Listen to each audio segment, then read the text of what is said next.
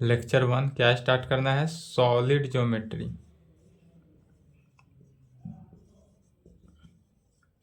Solid geometry यह जो है एनसीईआरटी बुक के अकॉर्डिंग चैप्टर 11 हुआ। कौन सा चैप्टर? 11 चैप्टर हुआ सॉलिड ज्योमेट्री, या सॉलिड ज्योमेट्री को ही 3D भी लिखा जा सकता है। शॉर्ट फॉर्म में क्या बोलते हैं? 3D solid geometry. या जो है वहाँ से चलेगा जहाँ से क्लास 11th सॉलिड ज्योमेट्री जो है यह 11th क्लास में भी पढ़ाया गया था। 11th क्लास में नाम ही था इंट्रोडक्शन ऑफ 3D क्या है। 3D क्या है? 3D किसे कहते हैं? X axis, y axis, z axis, यह सब क्या है? सब के सब 11th क्लास में पढ़ाया गया है। यदि 11th क्लास आपने नहीं पढ़ा है तो अगर आपको पढ़ने की इच्छा हो डिटेल में, तो डिटेल अगर देखना है, डिटेल देखना है किसका? 3D का, तो 11th क्लास के प्ले लिस्ट में चले जाना है। प्ले लिस्ट, वहाँ पे 3D क्लास 11th होगा, उसमें lecture 3, lecture 1, 2 and 3, 3 he lecture है थ्योरी का। यह तीनों लेक्चर क्या है? थ्योरी का है। चौथा लेक्चर आज चलेगा जो कि क्वेश्चन का होगा, प्रॉब्लम का होगा, तो उसको प्रॉब्लम का ना देखकर लेक्चर 1, 2, 3 देख लेंगे तो आपको 3D का डिटेल मिल जाएगा। ठीक है, 3D का अगर डिटेल चाहिए तो। और यह प्ले लिस्ट को ध्यान में देखेंगे, यह जो होगा 3D क्लास 12th होगा। यहाँ पे यह जो आपको वीडियो मिल रहा है, यह वीडियो 3D क्लास 12th में मिलेगा। और यह जो हम वीडियो 3 लेक्चर बोल रहे हैं देखने के लिए, यह 3D क्लास 11th में मिलेगा, जो कि 11th का हो गया।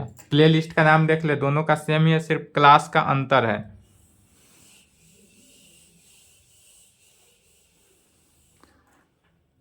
चलिए इसमें शुरुआत करते हैं थ्योरम से। यहाँ पर डिफिनीशन एंड रिजल्ट नहीं लिखेंगे, क्योंकि डिफिनीशन एंड रिजल्ट कहाँ है? 11th में ही दिखाया गया है। डिफाइन थ्योरम लिखेंगे, define direction cosine of A straight line. Theorem क्या है? Define direction cosine of A straight line. Straight line का डायरेक्शन कोसाइन दिखाना है, तो जब डायरेक्शन कोसाइन दिखाना हो तो उसके लिए क्या करते हैं? तो यह डायरेक्शन कोसाइन जो 11th क्लास लेक्चर 2 में दिखाया गया होगा, डायरेक्शन कोसाइन। तो वहां पर दिखाए थे फिगर कैसे बना था, उस सबको डिटेल में लिखे थे। यहाँ पर डायरेक्ट फिगर बना देते हैं। X axis, y axis, z axis. यदि एक पी पॉइंट या तो ओरिजिन हुआ, ओरिजिन से एक पॉइंट पी ले लेते हैं, पी से डिस्टेंस यह जो हुआ ओपी जो हुआ, ओपी क्या हुआ? पी पॉइंट का डिस्टेंस हुआ, और यह पी का कोऑर्डिनेट एक्स वाई जेड मान लेते हैं।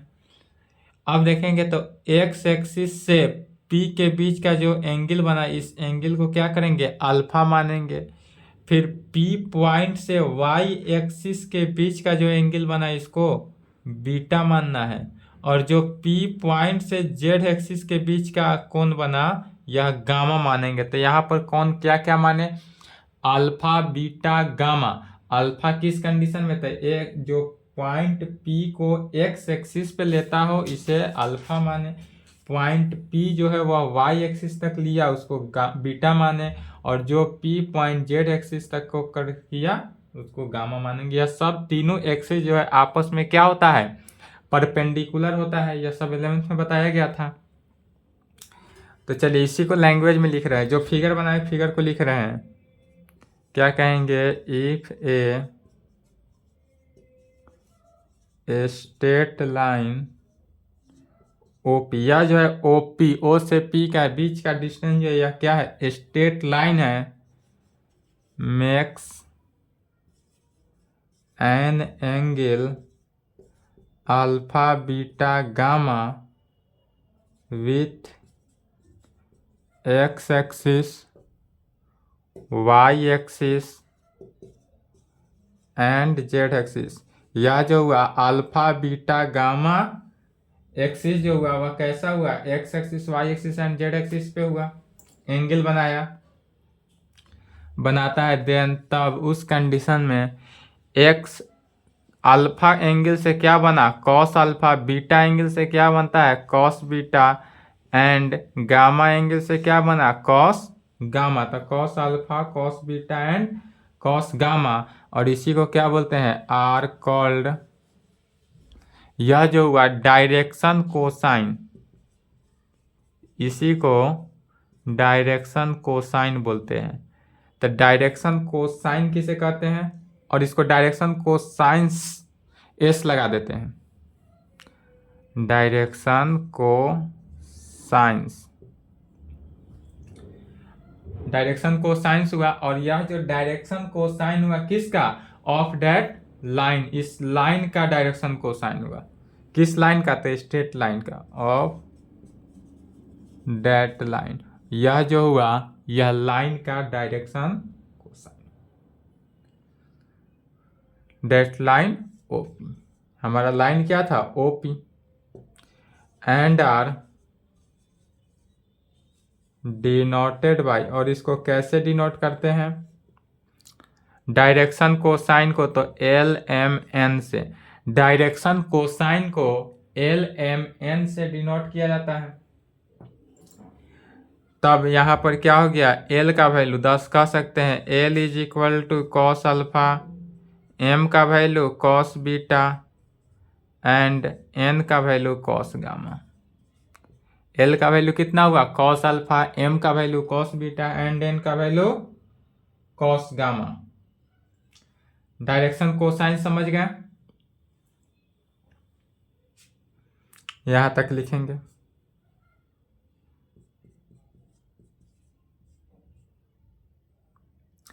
नोट में लिखेंगे L square plus M square plus N square का value 1 and cos square alpha plus cos square beta plus cos square gamma का वैल्यू भी 1।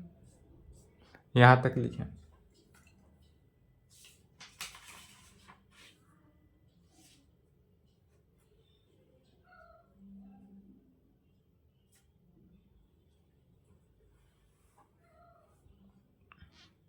यह थ्योरम 1 कर लेंगे।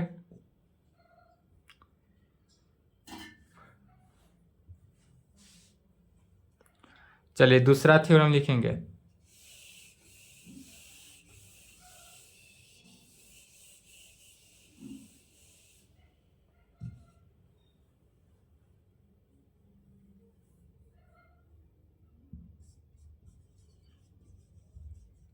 थ्योरम 2, डिफाइन डायरेक्शन रेशियो, या तो हम डायरेक्शन कोसाइन निकाले हैं, अब डायरेक्शन रेशियो निकालना है, तो डायरेक्शन रेशियो कहें या डायरेक्शन रेशियो को एक और नाम से जानते हैं, उसको क्या कहते हैं डायरेक्शन नंबर के नाम से भी जानते हैं। डायरेक्शन रेशियो कहें या डायरेक्शन नंबर कहें, दोनों बात क्या है सेम है। किसका, तो ऑफ ए स्ट्रेट लाइन।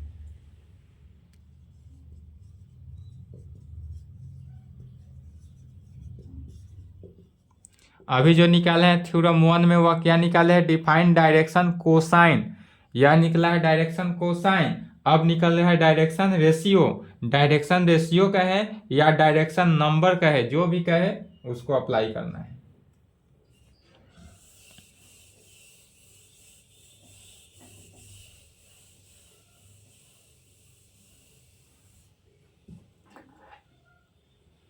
चलिए डायरेक्शन रेशियो को कैसे डिफाइन करते हैं उसको देखते हैं। डायरेक्शन रेशियो निकालने के लिए भी पहले डायरेक्शन कोसाइन तक तो आना ही है। जब डायरेक्शन कोसाइन तक आ जाए तब कहेंगे लेट, इसी फिगर से सेम फिगर, लेट फिगर मिटा दिए हैं, फिगर बना लेंगे जो फिगर था। लेट मान लिया यहाँ से ओ से पी का जो डिस्टेंस था, लेट ओपी जो लाइन था ओपी बी ए क्या था स्ट्रेट लाइन। यह जो हमारे पास ओपी था, ओपी क्या था स्ट्रेट लाइन था, हुज जिसका actual distance, whose actual distance या एक्चुअल डायरेक्शन, डिस्टेंस नहीं लिखेंगे यहाँ पर, actual direction, actual direction cosine are L M N, क्या कहें, मान लेते हैं कि let OP be a straight line, यदि हमारे पास ओपी जो है वह एक स्ट्रेट लाइन है हुज, जिसका actual direction cosine L M N, जिसका एक्चुअल डायरेक्शन कोसाइन कितना है, एल एम एन है, तब कहेंगे थ्री नंबर्स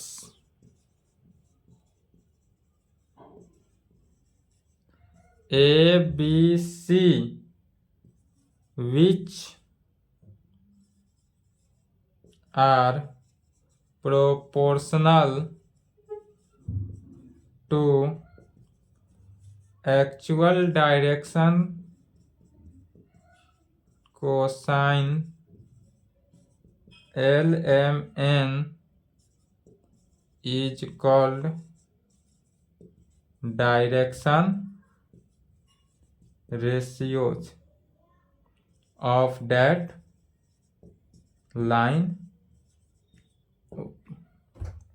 क्या कहें, थ्री नंबर्स, यदि हम तीन नंबर ले लेते हैं, कौन सा थ्री नंबर्स, तो ए बी सी तीन नंबर ले लेते हैं, ऐसा नंबर विच आर, जो कि proportional to actual direction cosine L M N के, जो कि एल एम एन जो है एक्चुअल प्रोपोर्शनल है, इसका क्या है, ए बी सी जो डायरेक्शन कोसाइन का, ए बी सी जो है डायरेक्शन कोसाइन का एक्चुअल प्रोपोर्शनल है, यह वैल्यू जो एक्चुअल प्रोपोर्शनल है, तब उसी को क्या कहेंगे, is called direction ratio of that line OP, तब किसका, ओपी लाइन का, यह जो हुआ ओपी लाइन का।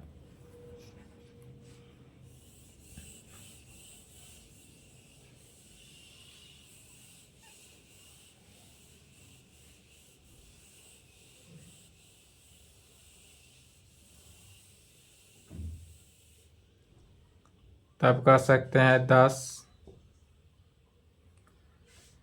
यहाँ पर क्या कहेंगे कि इफ यदि ए बी सी जो है वह क्या है, थ्री नंबर लिए हैं, आर डायरेक्शन रेशियो, यदि यह जो है आर डायरेक्शन रेशियोज ऑफ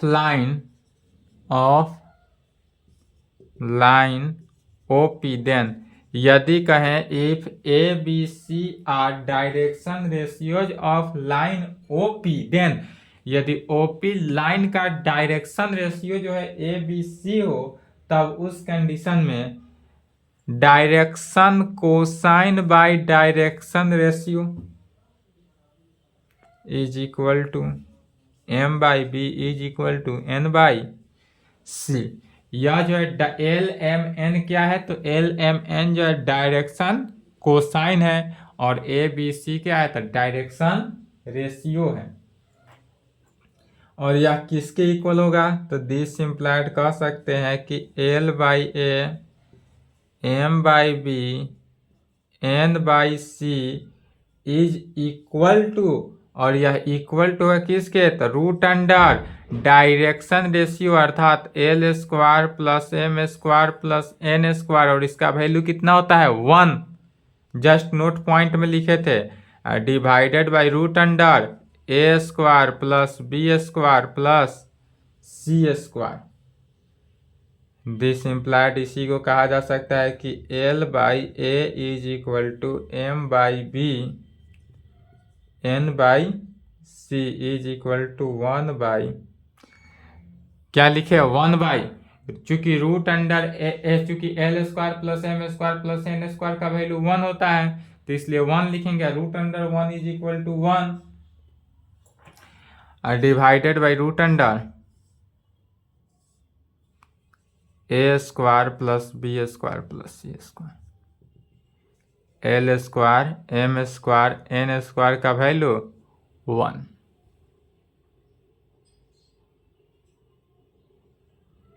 होगा। अब इस root under A square plus B square plus C square को सिग्मा ए स्क्वायर भी लिख सकते हैं, L by A M by B N by C 1/√अंडर।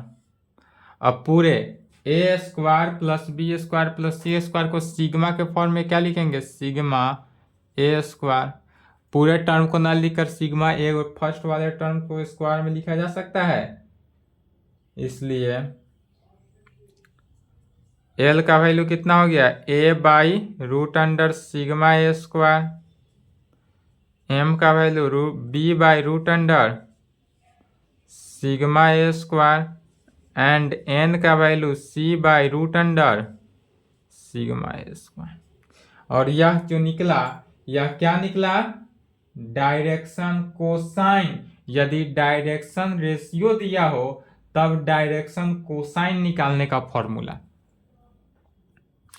यह फॉर्मूला कब यूज करेंगे, तो यह उस समय यूज किया जाएगा जब हमारे पास डायरेक्शन कोसाइन दिया हो, सॉरी डायरेक्शन रेशियो दिया हो, और डायरेक्शन रेशियो दिया हो और डायरेक्शन कोसाइन निकालना हो तब।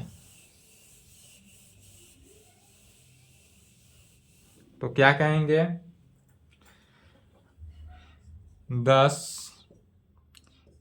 इफ यदि direction ratios of a line, किसका, ए बी सी का, of a line A B C, then तब direction cosine of a line, तब उस लाइन का डायरेक्शन कोसाइन क्या होगा, a/√अंडर सिग्मा स्क्वायर कहें, b/√अंडर सिग्मा बी ए स्क्वायर, c/√अंडर सिग्मा ए स्क्वायर। वेयर जहाँ सिग्मा ए स्क्वायर का वैल्यू क्या हुआ, a² plus b² plus c²।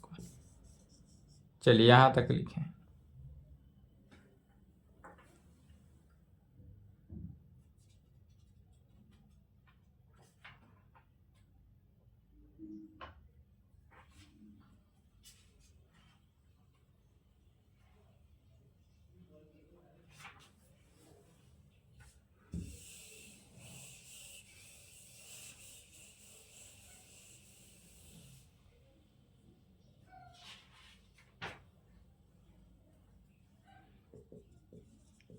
Note में लिखेंगे,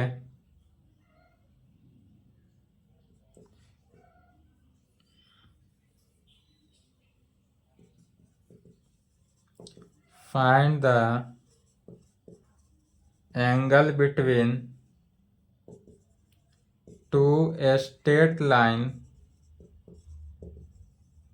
हुज जिसका डायरेक्शन कोसाइंस आर कितना, L1 M1 N1 and L2 M2 N2, इतना डायरेक्शन कोसाइन दिया हुआ है, दो डायरेक्शन कोसाइन दिया हुआ हो, तब उसको निकालना क्या है, बीच का एंगल। तो एंगल निकालने का क्या फॉर्मूला हो गया, cos theta is equal to L1 L2 plus M1 M2 plus N1 N2। इस फॉर्मूला को अप्लाई कर लेना है।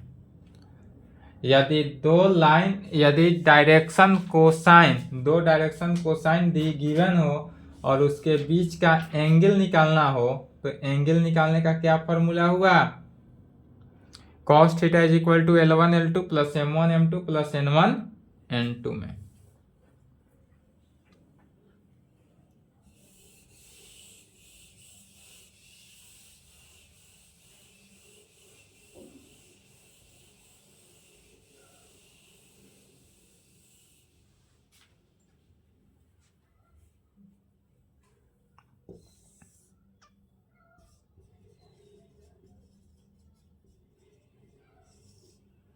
तीसरा थ्योरम लिखेंगे, find the condition that two straight line having direction cosine L1 M1 N1 and L2 M2 N2 are पहला condition में क्या होगा, यदि यह परपेंडिकुलर हुआ तो, और दूसरा पैरेलल हुआ तो।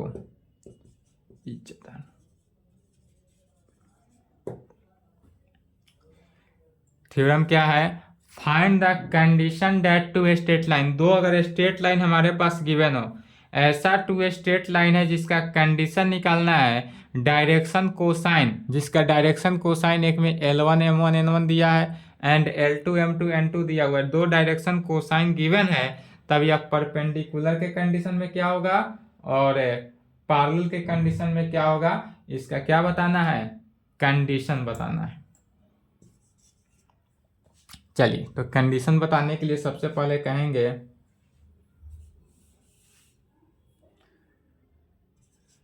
we know that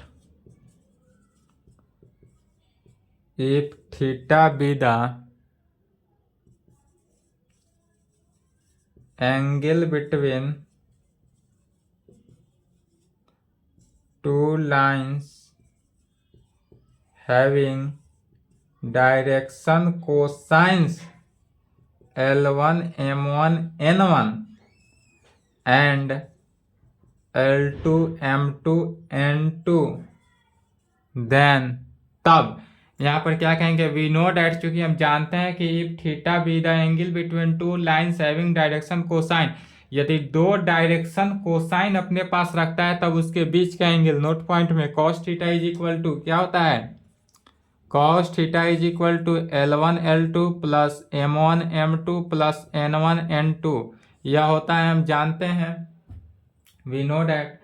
एंड यह तो कॉस थीटा के लिए हुआ, अब साइन थीटा के कंडीशन में क्या होता है, and sine square theta is equal to,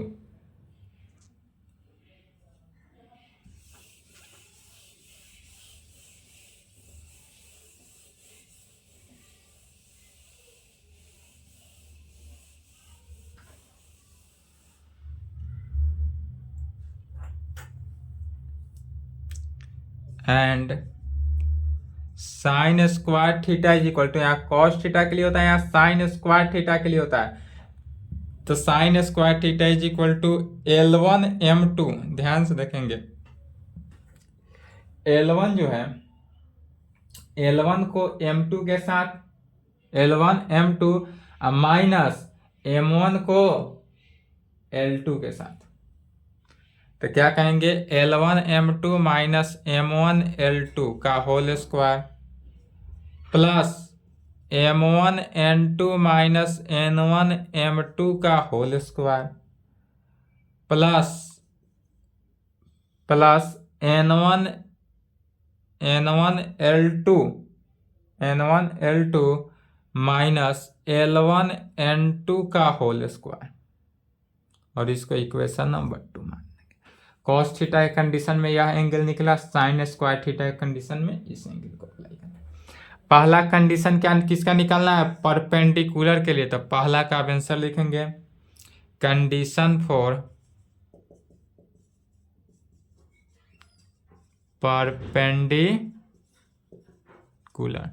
पहला कंडीशन क्या निकालना है, परपेंडिकुलर के कंडीशन में, तो जब यह कंडीशन परपेंडिकुलर हो, अर्थात यदि देखें फिगर के अकॉर्डिंग, यदि हम कोई लाइन ले लेते हैं, यह जो है क्या है, लाइन है, फर्स्ट लाइन है, इस पर एक और लाइन जो है परपेंडिकुलर ले लेते हैं, यह लाइन जो है सेकेंड लाइन है, यह पहला लाइन ले लेते हैं, यह दूसरा लाइन है, दोनों आपस में क्या है, परपेंडिकुलर है, अर्थात परपेंडिकुलर है, तो इसके बीच का एंगल कितना हुआ, π/2 90 डिग्री, दो लाइन आपस में क्या बता रहा है, परपेंडिकुलर शो कर रहा है, तो कहेंगे टू स्ट्रेट लाइन, यह जो दोनों स्ट्रेट लाइन है वह क्या है, आपस में परपेंडिकुलर है, तो two straight line are perpendicular to each other if यदि एंगल बिटवीन देन इसके बीच का एंगल पाई/2 हो, अर्थात 90 डिग्री। जब दो लाइन आपस में परपेंडिकुलर हो, क्या हो, जब दो लाइन परपेंडिकुलर हो अर्थात पहले लाइन पे दूसरा लाइन हो, तब इसके बीच का एंगल कितना हो जाता है, 90 डिग्री हो जाता है। और जब दो लाइन आपस में पैरेलल हो तो उस कंडीशन में बीच का एंगल कितना, 0 डिग्री हो जाता है। तो जब यह परपेंडिकुलर के कंडीशन को सेटिस्फाई किया तो थीटा का वैल्यू कितना हो गया, 90 डिग्री, पाई/2।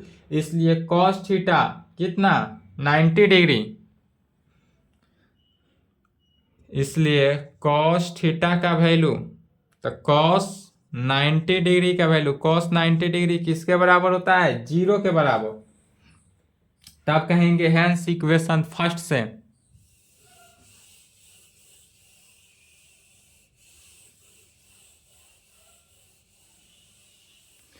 अब कॉस थीटा का वैल्यू तो चूंकि 0 हो गया, इसलिए हेंस फ्रॉम फर्स्ट से क्या आया कि L1 L2 plus M1 M2 plus N1 N2 का वैल्यू जो है वह 0 हो जाएगा।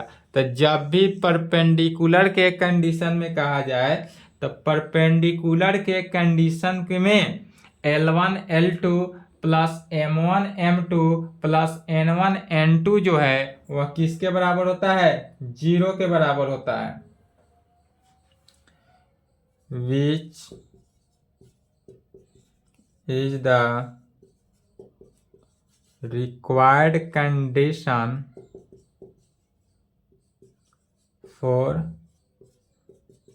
two straight line are perpendicular to each other। यह जो है दो लाइन आपस में परपेंडिकुलर होगा। जब दो लाइन आपस में परपेंडिकुलर होगा तब उस कंडीशन में यह किस वैल्यू को सेटिस्फाई किया, L1 L2 plus M1 M2 plus N1 N2 का वैल्यू किसके इक्वल, 0 के इक्वल होना चाहिए। दूसरा कंडीशन फॉर किसके लिए, पैरेलल के लिए, कंडीशन फॉर पैरेलल। यह तो परपेंडिकुलर के कंडीशन था। दूसरा कंडीशन जो है वह किसके लिए, पैरेलल के लिए होना चाहिए। तो जब दो लाइन आपस में पैरेलल हो, इस प्रकार में हो सकता है पैरेलल, यह एक लाइन हुआ, इसको यदि कहें लाइन 1 और यह लाइन 2, दोनों लाइन आपस में क्या है, एक दूसरे के पैरेलल है। तो जब पैरेलल होगा तो इसके बीच का एंगल कितना होगा, 0 degree. Two straight line are parallel to each other. यह जो स्ट्रेट लाइन है कैसा है, पैरेलल है। तो जब पैरेलल होता है तब उस कंडीशन में इक्वेशन नंबर 2 ध्यान में रखेंगे, यहां पर इक्वेशन नंबर 2 का यूज है। परपेंडिकुलर के लिए इक्वेशन फर्स्ट का यूज है और पैरेलल के कंडीशन में इक्वेशन 2 का यूज है। अब कहेंगे इफ यदि एंगल, यहां पर जो हमारा एंगल हुआ, एंगल बिटवीन, एंगल जो हुआ थीटा का वैल्यू कितना, 0 डिग्री। यह एंगल जो है एक दूसरे पे क्या है, पैरेलल है, अर्थात 0 डिग्री हो सकता है या नहीं तो 180 डिग्री भी हो सकता है। 0 डिग्री भी हो सकता है या 180 डिग्री भी हो सकता है। तब इसलिए साइन थीटा माने साइन 0 डिग्री का वैल्यू कहें या साइन 180 का वैल्यू कहें, कितना निकलता है, 0 ही निकलेगा। तो साइन थीटा का वैल्यू 0 निकला, इसलिए साइन स्क्वायर थीटा का वैल्यू भी 0 का स्क्वायर अर्थात 0 निकला। तो साइन स्क्वायर थीटा का वैल्यू भी 0 निकल गया। तब साइन स्क्वायर थीटा का वैल्यू निकल गया ना, तब कहेंगे हेंस फ्रॉम सेकेंड से, सेकेंड में देखेंगे तो left hand side sign square theta था, तो यहाँ पर साइन स्क्वायर थीटा क्या हो जाएगा, 0 हो जाएगा। तो क्या वैल्यू आया, L1M2 माइनस M1L2 का whole square plus M1N2 minus N1M2 का whole square plus N1L2 minus L1N2 का होल स्क्वायर, और यह वैल्यू जो है किसके इक्वल आएगा? 0 के इक्वल आएगा, क्योंकि साइन स्क्वायर थीटा का वैल्यू कितना आ गया? 0 के बराबर। अब यह वैल्यू में क्या है? This relation is only possible if each terms are separately 0। इसमें क्या कहेंगे? यह रिलेशन, दिस रिलेशन, यहाँ तो परपेंडिकुलर के कंडीशन में आंसर आ गया था, बट पैरेलल के कंडीशन में आंसर नहीं आने का कारण क्या हुआ कि this relation is only possible if terms are separately 0। यह जो है सेपरेटली 0 के कंडीशन में लाना है। तो जब सेपरेटली 0 के कंडीशन में लाएंगे, डेट इज सेपरेटली 0 के कंडीशन के लिए क्या होगा? L1M2 माइनस M1L2 का वैल्यू जो है 0 के इक्वल होना चाहिए। पुनः M1N2 माइनस N1M2 का वैल्यू 0 के इक्वल होना चाहिए, एंड N1L2 माइनस L1N2 का वैल्यू भी क्या होना चाहिए? 0 के इक्वल होना चाहिए।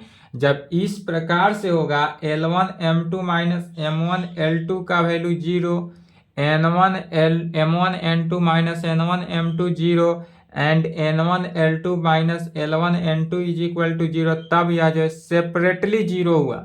यह सेपरेटली 0 नहीं है, इस रिलेशन में सेपरेटली 0 नहीं है, इसलिए सेपरेटली 0 के लिए इस कंडीशन को अप्लाई किए। अब यहां से LMN का वैल्यू निकालते हैं।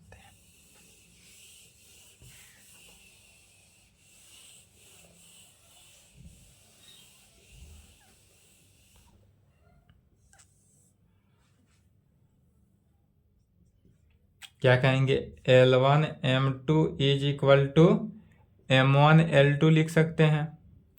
दूसरा M1N2 is equal to N1M2 लिख सकते हैं, एंड तीसरा N1L2 is equal to L1N2 भी लिख सकते हैं। यह कंडीशन को अप्लाई कर सकते हैं। अब फिर दिस इम्प्लाइड, यहाँ पर देखेंगे L1 लेफ्ट में तो L1 ही लिखेंगे, राइट के L2 को डिवाइडेड कर दिए is equal to M1 by M2। फिर यहाँ पर M1 by M2 is equal to N1 by N2, and N1 by N2 is equal to L1 by L2। यह ध्यान देंगे कैसे हुआ। तो L1 में L2 राइट था, तो L2 राइट में लेफ्ट बुला लिए, और M2 को एक तरफ भेज दिए, सभी को क्या किए? सेपरेटली कर दिए।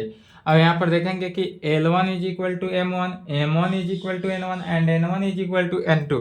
मैंने अर्थात कहने का मीनिंग है कि A is equal to B हो, B is equal to C हो, तो A is equal to B, B is equal to C, अर्थात क्या हुआ? A is equal to C हुआ। तो इस कंडीशन में L1 इज इक्वल टू, इसलिए L1 by L2 is equal to M1 by M2 is equal to N1 by N2, सभी क्या होगा? आपस में इक्वल होगा। तो पैरेलल के कंडीशन में किस वैल्यू को अप्लाई करेंगे? तो जब पैरेलल का वैल्यू कहे तब उस कंडीशन में यह वैल्यू अप्लाई होता है कि L1 by L2 is equal to M1 by M2 is equal to N1 by M2, which is the required condition for two straight lines to be यह जो हुआ पैरेलल के कंडीशन में।